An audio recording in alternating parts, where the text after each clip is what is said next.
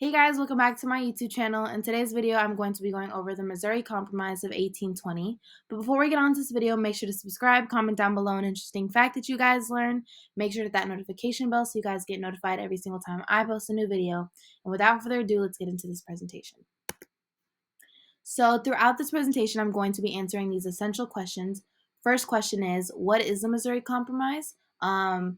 Reasons for the compromise and who established the compromise, and ultimately how it impacted the U.S.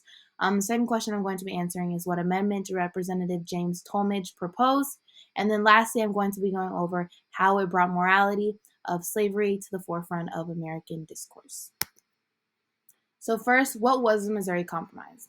In 1820, the legislation acknowledged Missouri as a slave state and Maine as a non-slave state to equally balance the ratio of slave to free states in the nation.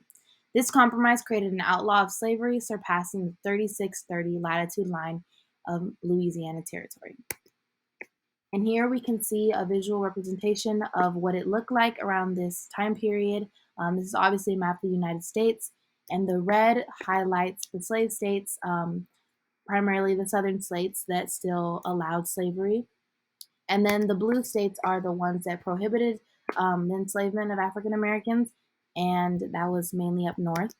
And then this green line indicates a 3630 line, which was like the cutting of the compromise.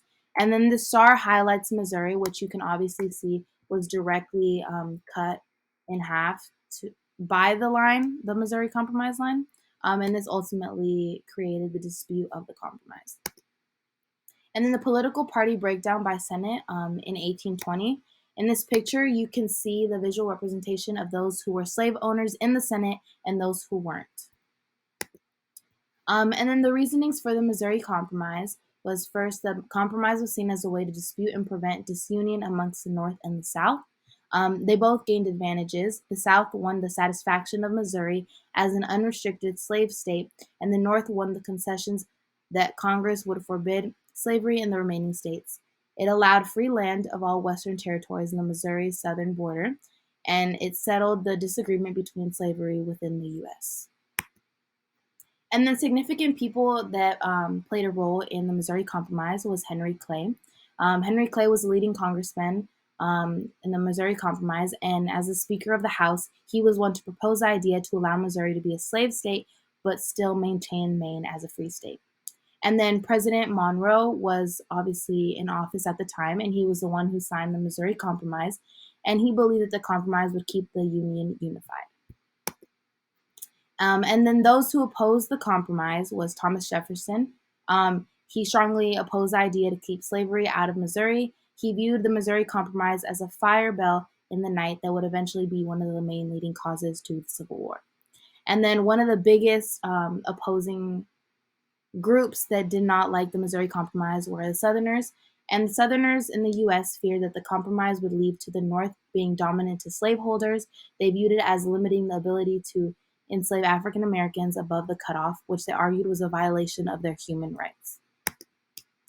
And then what amendment did Representative James Tolmage propose? No additional slaves could be imported to Missouri, and all children after the Missouri's entrance to the Union would be born free, according to the proposal made by Representative James Tolmage. This requirement, also referred to as the Tolmage Amendment, laid out the strategy for Missouri's progressive emancipation. And then how did it bring morality of slavery to the forefront of American discourse? It failed to resolve the question of slavery and whether it was going to be continued within the U.S. It determined which states could be free and which could not.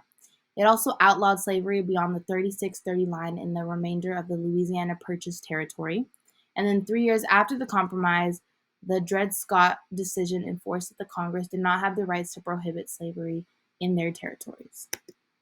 And then this is just an overall recap of what we went over in this presentation.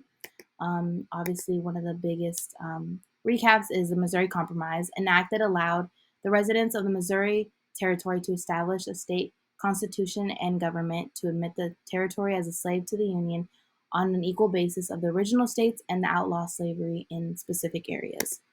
And then these are also some images that I pulled up just to get a better general overview of the compromise as a whole and kind of how it was around this time.